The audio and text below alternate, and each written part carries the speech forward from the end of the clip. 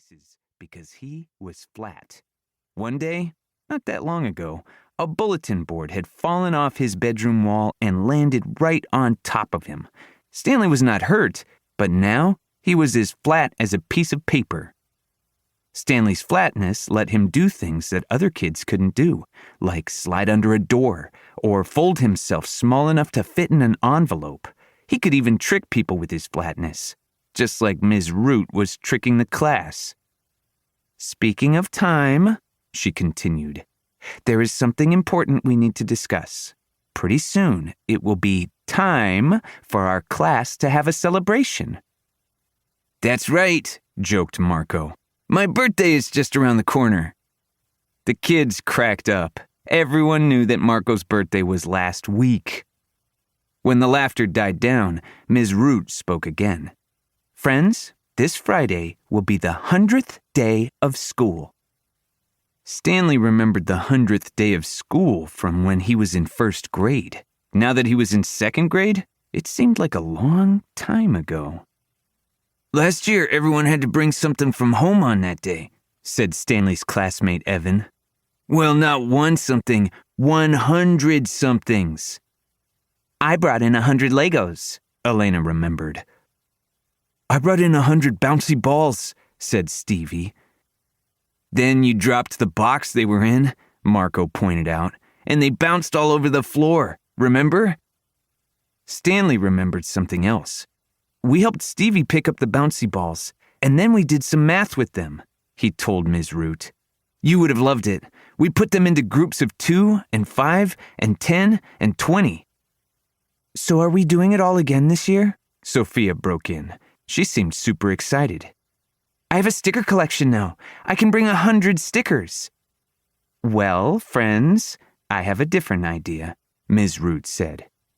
"I was wondering what you all would think about having a class party." "A party?" Marco cheered. "Yes!" He turned to give Stanley a high five. This was another reason everyone loved Ms. Root. She liked to make sure her students had a good time. Stanley knew what Ms. Root was up to, though.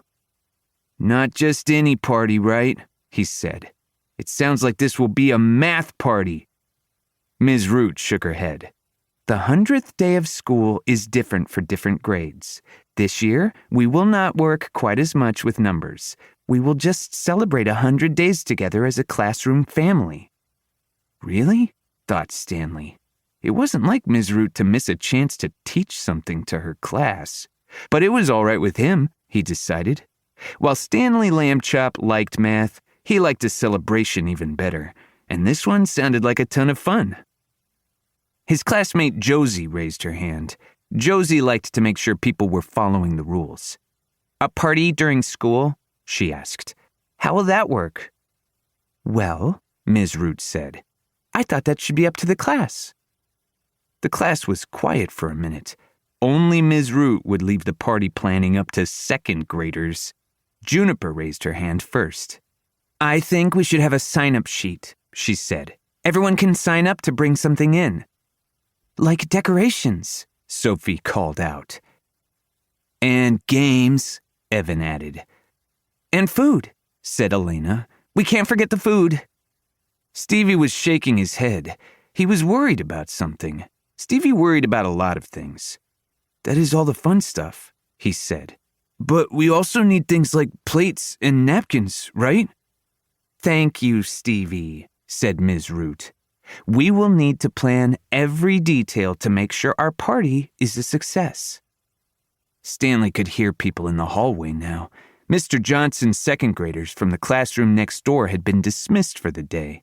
From the classroom window, Stanley could see a line of yellow school buses arriving to take everybody home. "We will do more planning tomorrow, friends," said Ms. Root. "Tonight's homework is this. Please think about what you would like to share with the class at our party."